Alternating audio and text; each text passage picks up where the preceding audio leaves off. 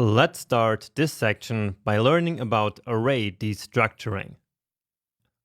So as I said in the intro video, in this section we're basically going to continue learning basic syntax and basic JavaScript features, but now with a focus on more modern JavaScript.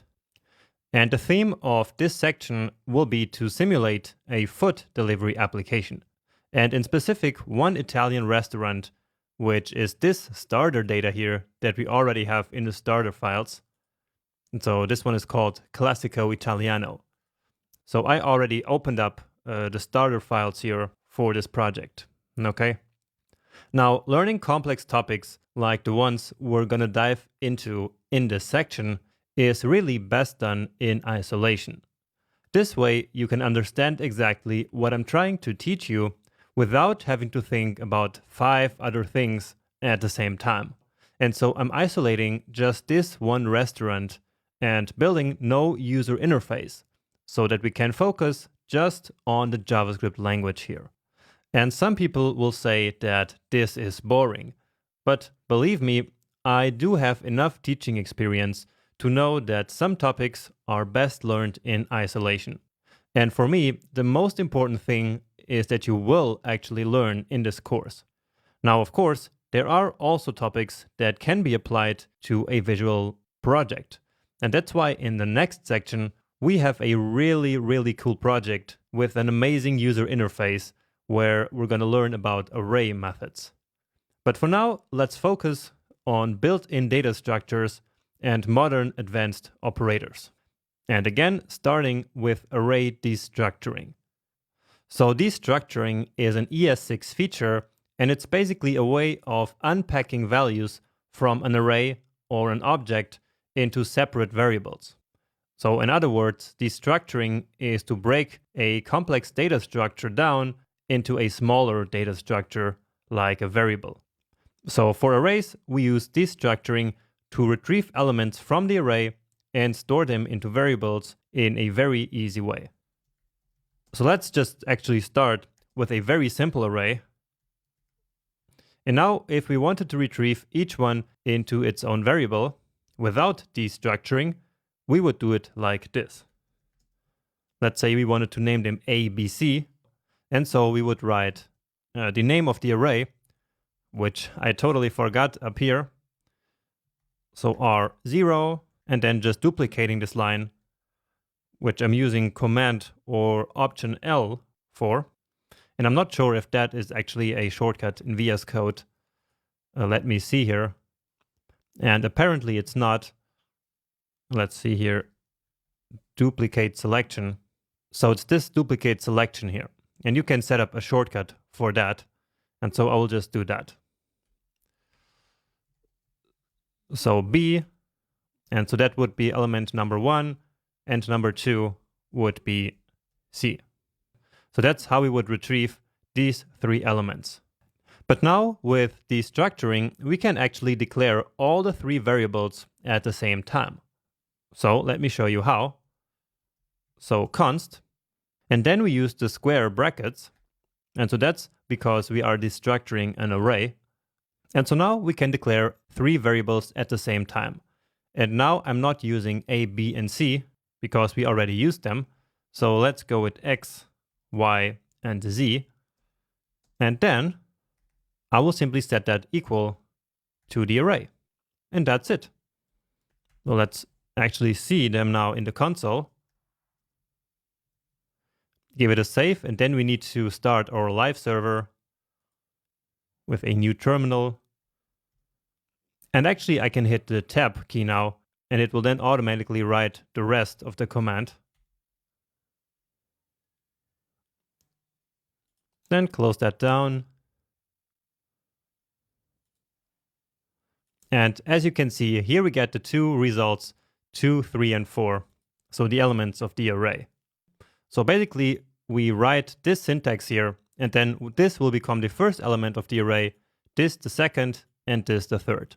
And so this here is destructuring this array here from the right side. Okay, and of course this looks like an array, but it's really not. It's just the destructuring assignment. So whenever JavaScript sees this here on the left side of the equal sign, it knows that it should do destructuring. Now when you do this, just don't forget to actually also declare the variables using const. Okay? And I also wanted to notice that even though we did destructuring, which sounds kind of destructive, right? The original array is of course not affected. Okay, so we are not destroying here the array, we are only destructuring. So we are unpacking it. Okay, and now let's work a little bit with the data from our restaurant. So here we see that we have a couple of arrays here actually. So the categories, the starter menu, and the main menu. So let's take some elements out of the categories. So let's say, and then the destructuring assignment, first and second. All right. And so now you see here that we do not have to take all of the elements out of the array. So this will just take the first and the second. So it will simply follow the order of the elements here and will basically only take these two. And so now the array from which we want to extract, and that's restaurant.categories.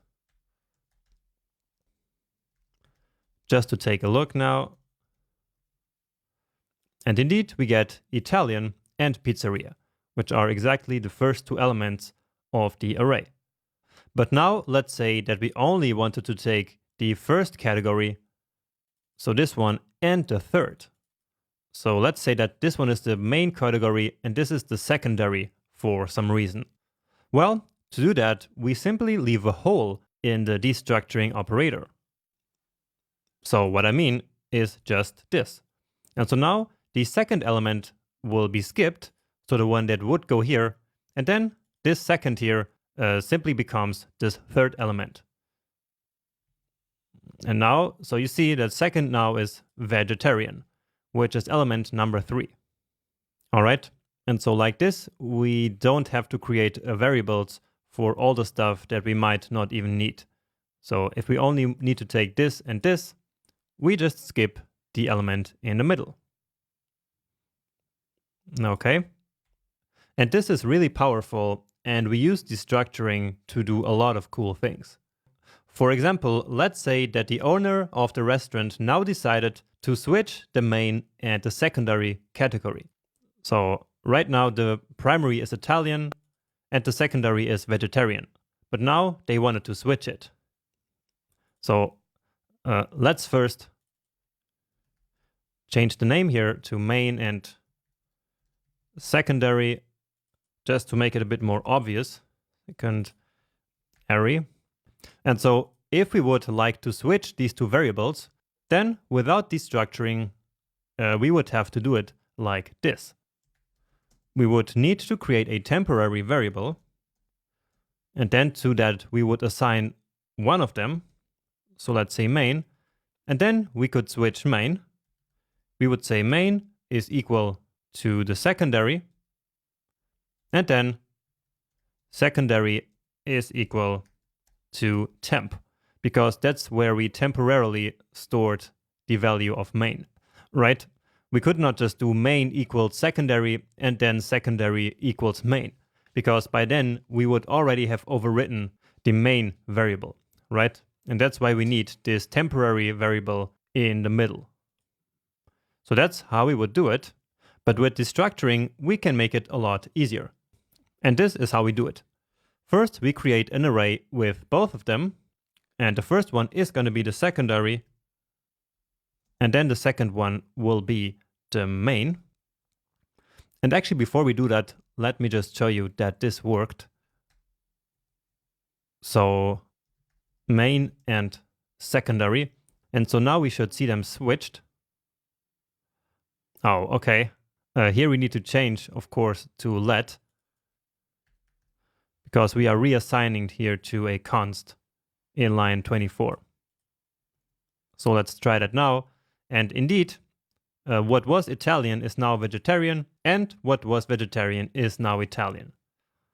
So this here worked indeed, but let's now take this out. so that we can do it using destructuring. So as I was saying, in order to switch the two variables using destructuring, we would first start by creating a new array with the two variables inverted. So first secondary and then main, and then we can simply destruct them. So main and secondary equals the destructuring of this array. And now we're not using let or const here because we are simply reassigning the values of the two variables. So just like we did here. But now we do not need a temporary variable in the middle. So let's check now. And indeed, the result is the same. But this is a lot easier. And this is a trick here that I actually use all the time. So let me just show here, or actually write here, switching variables. Okay, so that's a pretty cool trick. And another trick with destructuring is that we can have a function return an array, and then we can immediately destruct the result into different variables. And so this basically allows us to return multiple values from a function. And so let's try that and write a function to order food. So here in our restaurant, let's now add a method. And I'm going to call it order. So this will be a function and it will accept two parameters. One index for the starter menu, so this menu, and then one index for the main menu. And then the person will order basically by giving the index for each of the menus. So something very simple, just to illustrate the point here. So let's say starter index and main index. Okay, and so we will simply now return the content of the arrays based on the given indexes. So return. And so as I said, we're going to return an array. And then we go to this dot starter menu. Okay, and remember how this keyword here is set, as we learned in the last section. And so now we go to the position of the starter index that we passed into the function. Okay, that makes sense. Then the same with the main menu at the position of the main index that is passed in. All right, so here we are, of course, not doing any destructuring yet, but now is the time where we will do it. So let's call order, or in fact, restaurant.order, and let's use 2 and 0. So we want element number 2 from the starter menu, so the garlic bread, and the number 0 from the main menu, which is pizza. So we're going to receive an array with that, right? Let me just show that to you. And indeed, it is garlic bread and pizza. And so now we can simply destructure that. So this is the destructuring assignment. And so let's say starter and main should equal these two results. So let's log them, starter and main. Oh, and now this was already defined before. So let's just call this one here the main course. And now indeed we get garlic bread and pizza. All right, so this is how we basically receive two return values from a function. All right, so of course we could have done that without destructuring and still return an array from the function, but this is a very handy way of then immediately creating two variables out of one function call. Okay, and now that you understand how destructuring works, let's take it one step further. Because what happens if we have a nested array? So let's say nested. And with nested, we mean one array inside another. So let's say that we now here have another array, 5 and 6. So an array inside an array. And I'm not sure if we did that before, but of course that's perfectly acceptable. So as a small exercise, how can we get this value here and this entire array? Well, we simply define two new variables using the destructuring assignment. Let's call them I and j. And remember that we do not want in the middle. So we just skip it. So simply leave a space and then another comma, and then this one is going to be j equals to the array from which they should be taken.